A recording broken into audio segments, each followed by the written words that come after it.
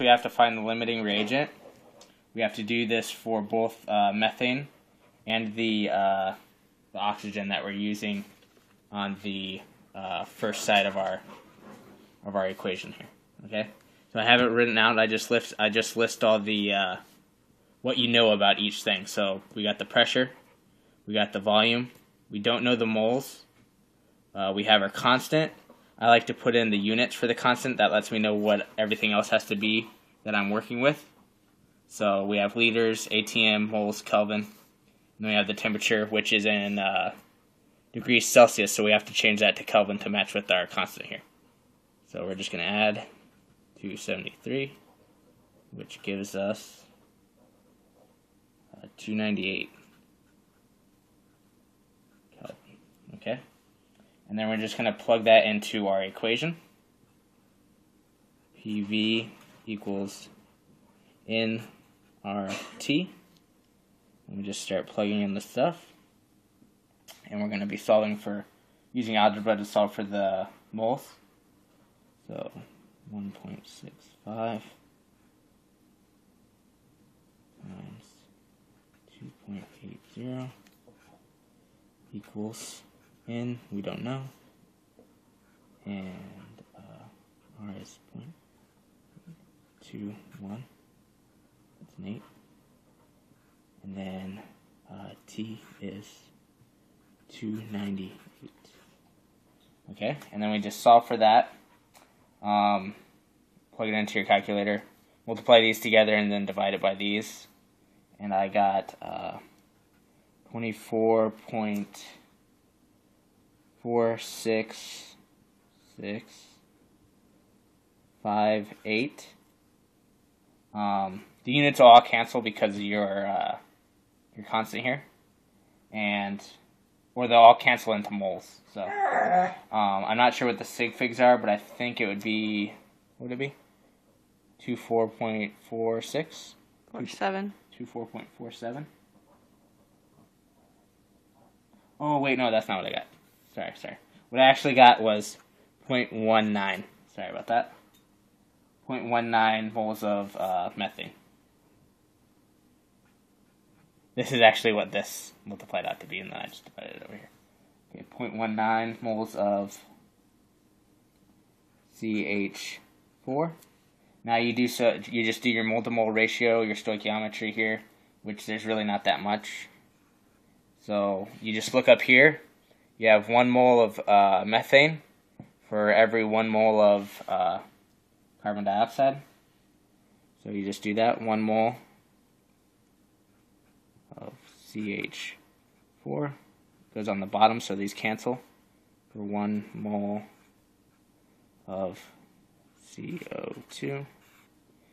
So these will cancel, and you'll be left with 0.19 moles of CO2. Okay, so now we're going to do that with our oxygen here.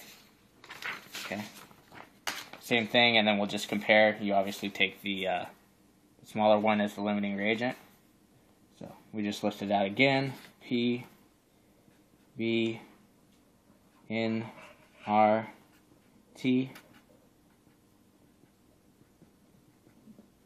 P is 1.25. This is for O2. ATM. Volume is 35 liters. Moles is unknown. R is 0.0821. Again, we're working in liters. ATM, moles, Kelvin, I don't want to write it out. So, and then temperature is 31 degrees Celsius. Then we're going to change that to Kelvin, so we're going to add 273, which gives us 304 Kelvin. Alright, and we got our equation, PV equals nRT. Okay, and then we just plug it in. 1.25 times 35 equals N 0.0821, and then 304. And again, you just multiply these together, divide it out algebraically. And I got 1.75 moles of O2. Now we do our stoichiometry mole-to-mole ratio. 1.75 moles O2. And then we have up here, right here you can see 2 moles of oxygen for every 1 mole of carbon dioxide. So 2 moles O2 for 1 mole CO2. Okay, so, and then you'll just divide that out. Obviously, it'll be 1.75 times 1/2, or divided by 2. And that I got 0.87 moles CO2. Okay, now we just compare. Obviously, this one's lower, so that's our limiting reagent. Then we'll plug that into our final equation. Let's see this. Where we just list everything out that we know about CO2. Let's do it on the back of one of these. Hopefully it doesn't look too bad. Okay, so for CO2, we have a pressure of 2.5 atm. A volume, we don't know. That's what we're trying to figure out right now. And then moles, that's what we just got, which is going to be 0.19 moles CO2.